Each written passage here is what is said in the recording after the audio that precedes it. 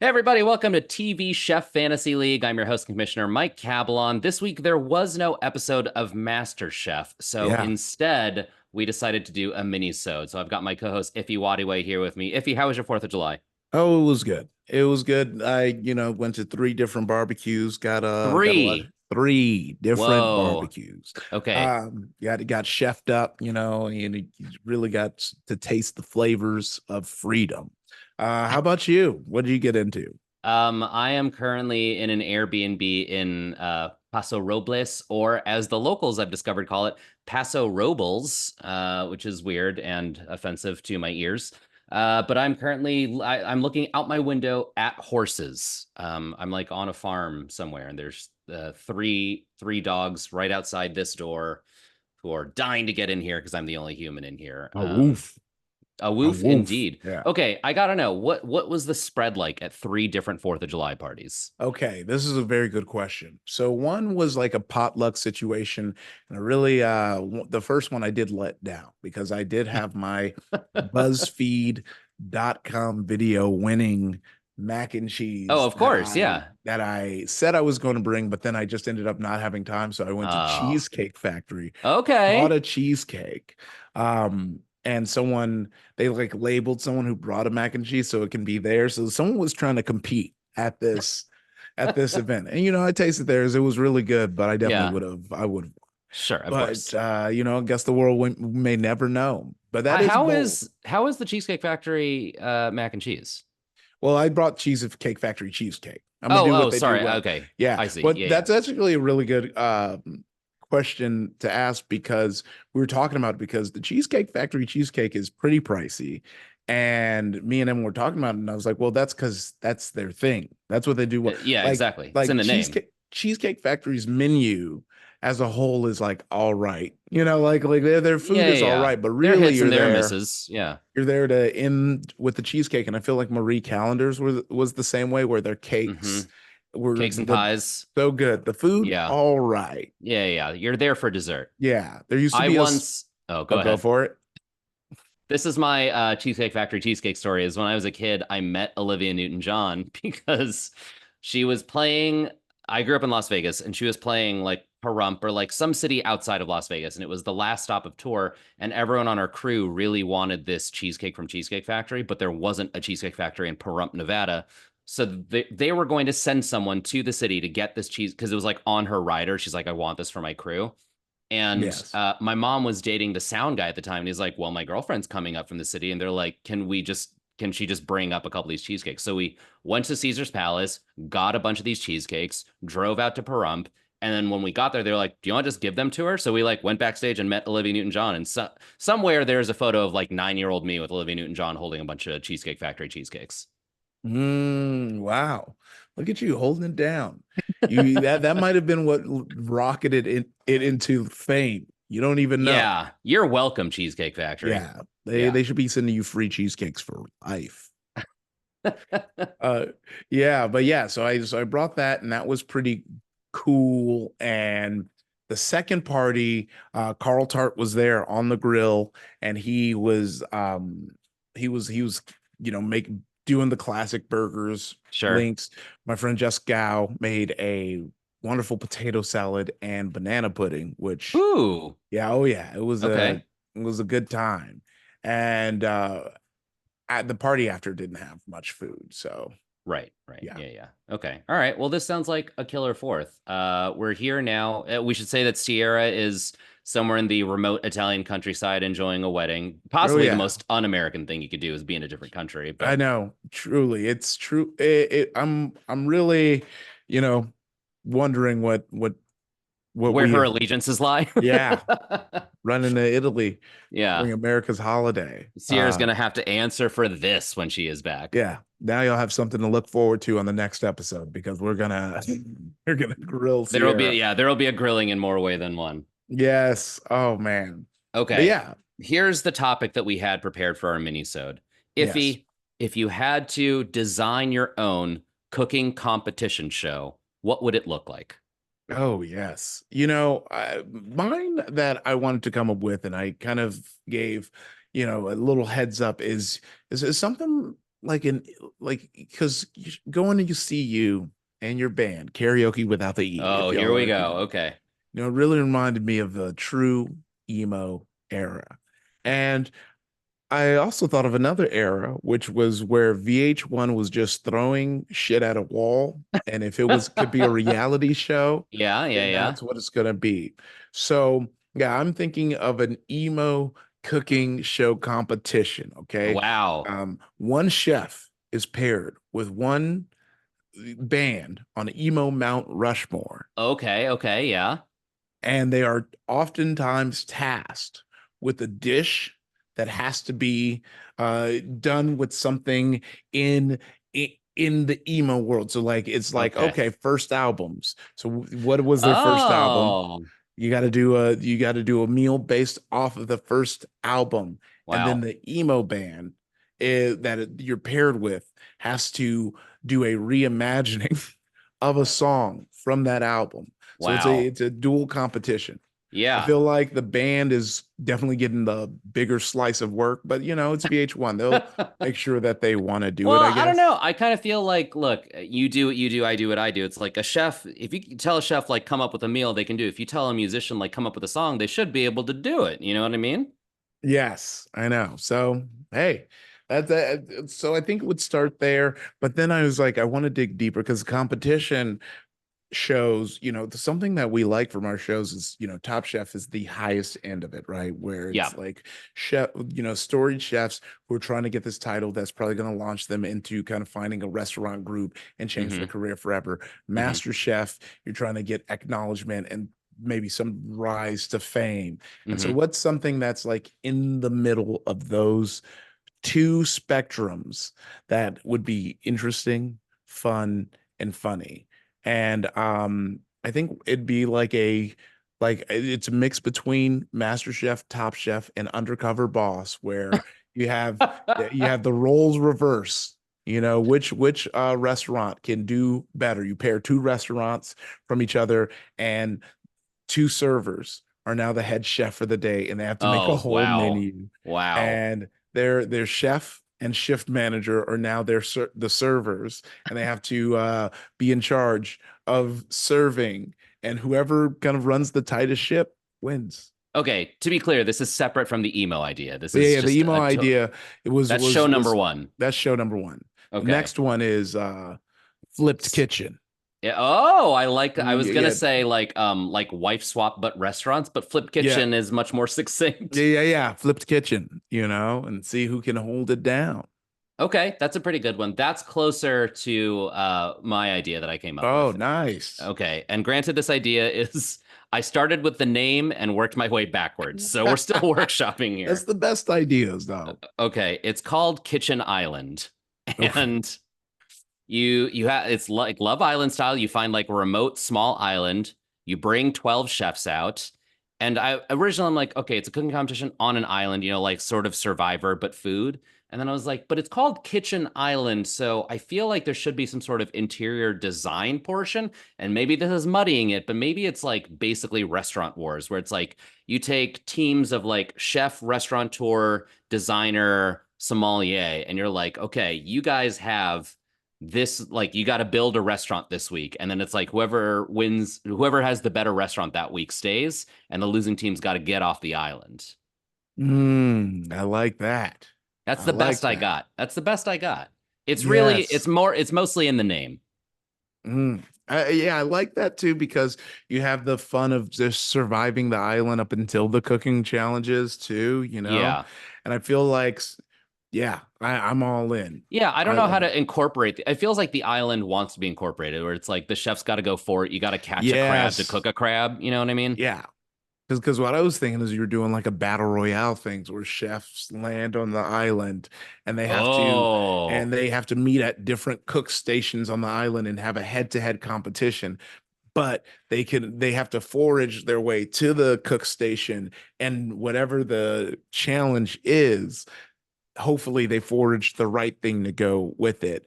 So maybe it is like they only get the protein is provided for them, but they have to season it with things they found in the yeah. island. Yeah. Ooh, I like that. As soon as you said battle royale, I'm like, I like that because I like the idea of someone having to like hike up a mountain to find a knife. You know what I mean? Just Yes. because like they don't have any tools, they gotta find a whisk like up a banana tree or whatever. Oh yeah. It makes it like super exciting. You're like, okay, well, what is what's going on here? Yeah, yeah. Okay, that's a good one. Okay, that's gonna be mine. Out of yours, look, I'm an emo guy. I'm drawn toward the emo idea. I would love to see a band on a cooking show. You know what I mean? Oh yeah, I know. I think we that's what it ends up being is in real VH1 fashion. It would have to be it wouldn't be a chef. It would be the bands, and the Yes. bands would have to cook their own food. You know? Oh, yeah, yeah. A sort of like on tour sort of thing where it's like, all right, you're Yes. in the middle of Davenport, Iowa. Here's what the local convenience store had. You got to make yourself a meal for Yeah, under yeah. $7 because that's your per diem as a touring punk band. Oh yeah. Yeah. That I feel like is so fun, simply because yeah, there is this element where you're that is such a VH1 thing. They love putting Yeah. different celebrities in. Flavor of love, that kind of, you know what I Oh yeah, mean? We're just yeah, like, and it's in situations where they shouldn't even be in. That's what really kind of like makes yeah, it so funny. yeah, it's sort of the opposite of what I keep saying about Below Deck. Like the appeal of Below Deck to me is that it's drama that would happen whether or not the cameras were there. Like nothing is manufactured. VH1 is the complete opposite. It's like what's the most contrived manufactured situation we can put together and then turn the cameras on. You know what I mean? Oh yeah, Yeah. oh yeah, totally. And it's All like, right. okay, let's get it going. All right. Well, those are our pitches for cooking competition shows that we would create if we were given an infinite budget. If you have ideas, leave it in the comments. Let us know what your cooking competition show looks like. And look, maybe one day one of these cooking shows will get canceled. MasterChef or Great British Bake Off, whatever, goes off the air, and then we got to find a new show to do, and we can do your show. You Yeah, know what I we can mean? do it. Have you ever done any type of cooking competition thing, even like for a video or something? I haven't because I'm not very good in the kitchen. I don't know if we've talked about this on air. I feel like Oh, I can cook survivally. Do you know what I mean? Like I I can roast a protein and like make rice or pasta or whatever and like pan fry a veg and like be okay. It'll be an okay meal. I am yeah. not creative, nor do I have a desire to be creative in the kitchen. I'm like that's I'd rather pay someone else. You know what I Yeah, mean? yeah, that's so interesting because yeah, when I was doing like BuzzFeed stuff, I did a BuzzFeed video where people pick their dates based on like the meal that they cooked. And Oh. I hated the meal that I made looking back now because I definitely pulled who's the guy we keep making fun of, the old guy who wants to be healthy? Oh, Um geeks? Geeks. I definitely pulled a Geeks because it was while I was keto, so I made this cauliflower risotto that Oh they no. make at no, it's actually, what's that one Italian restaurant on Hillhurst that was Oh, really popping? the new one, Dal Milanese? No, the old one that everyone Oh, used to go Little to. Dom's. Yes, Yeah, yeah, yeah. It was from Little Dom's. That was the first time I had it, and Oh, they okay, posted okay. the recipe. So I Sure. kind of did my take on that, some asparagus and some like, I think grilled chicken done well, Yeah. and it won. Like mine got Oh, picked, but also I was like, oh, I don't. That's the cooking legacy that I have is like, yeah. It's not this. as exciting or flashy as being like, I made, fucking creme brulee or whatever. It's like Oh yeah, but cauliflower risotto. oh yeah, no, I because I love doing like a what is your dietary restrictions, and I'm gonna make something for you. Like one time I was going on a date with someone who was like, I think gluten-free and vegan, and so I made Oh a boy. gluten-free vegan gosh, it was a pasta dish that is specifically like very meaty. And Lasagna. no. That was one I was gonna do, but it was the one with it was like the kind of like tube rigatoni. I made Oh, okay. yeah, Yeah, yeah. a nice rigatoni, and it went really well because I feel like when not only do you get the points for being thoughtful, but it's like, oh, Sure. this is this thing I don't normally get to munch up on Did because it's a you meaty dish. buy gluten-free rigatoni or did you make Yes. it? Okay. I bought, yeah, I'm that's the next kind of stage I'm trying to get to where I'm just making my own pasta at home because I Yeah. feel like that's next level, you know.